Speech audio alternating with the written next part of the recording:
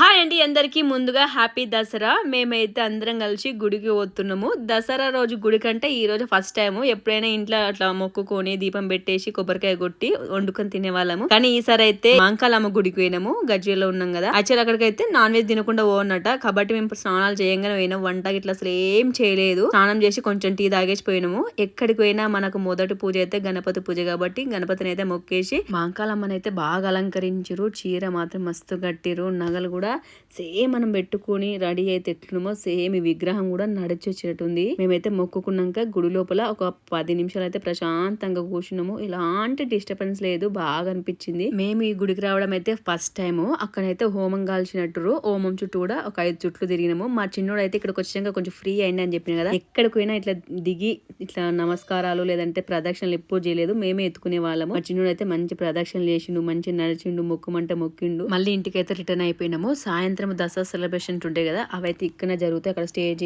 రావణాసురుని అన్ని అరేంజ్ చేసిరు. Okay friends, bye.